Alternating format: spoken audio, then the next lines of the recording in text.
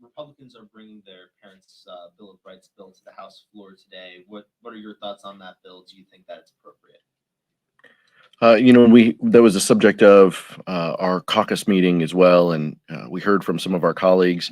I've got two public school kids. I look at a lot of the legislation that is introduced on the House floor through that prism. I know I'm not the only one up here with kids in public schools, and a lot of our colleagues also served at the local level on school boards, as well as being PTA parents as well. So there is nothing that we have more respect for than parents' voices and our community's voices.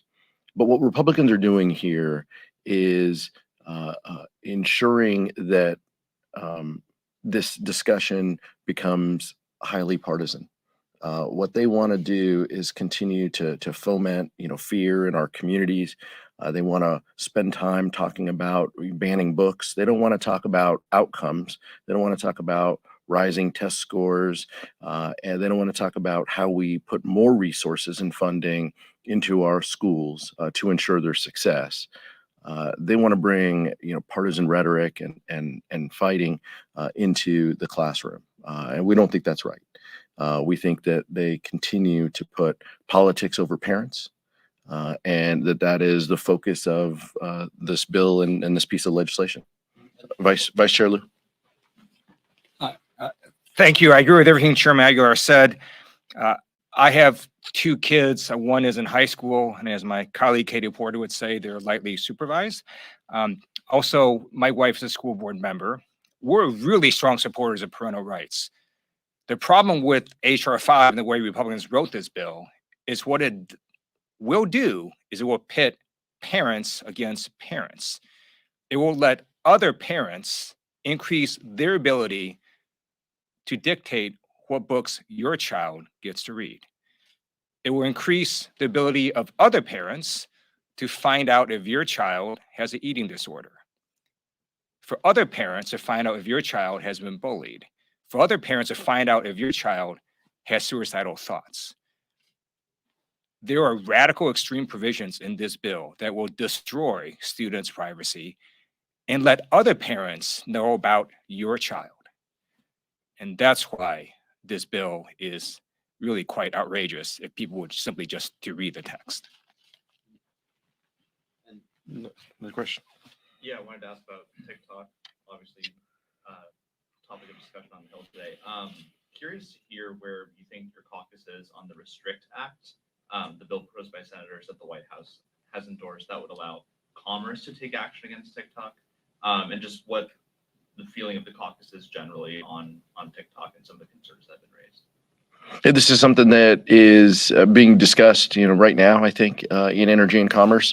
I think many of us have some ideas and some thoughts.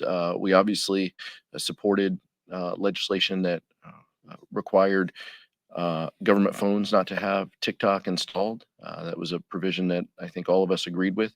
At this point, I think we want to hear the testimony. We want to hear the discussion. We want to hear where this legislation could go, what the Energy and Commerce Committee is looking at. I think there are some aspects of the hearing today that will be bipartisan, and we look forward to reading and watching the outcome of that before I develop a position. I think the caucus is honestly in listen mode.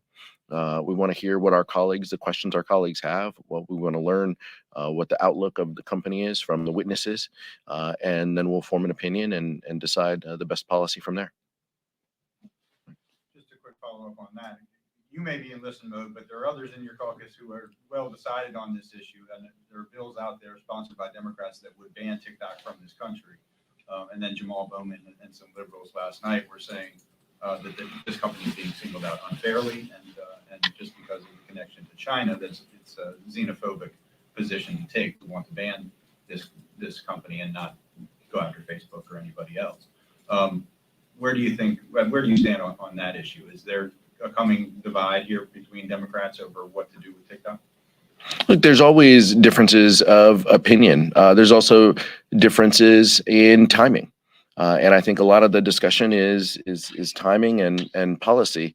And I'll ask some of my colleagues to give their position. But I think our encouragement to our colleagues is, let's dive in. Let's see what this hearing looks like. Let's see what a markup could yield. And let's decide what's in the best interest and the best policy for this country. But there will be some members who stake positions. And that's completely fine. I think from our perspective, we want to make sure that the facts are on the table. We want to make sure that we understand what the company's position is, understand the questions that our colleagues have before we formulate a position. I would anticipate that we continue to work with Chairman Pallone. He's still my chairman, and decide what the best course is moving forward. Anyone else?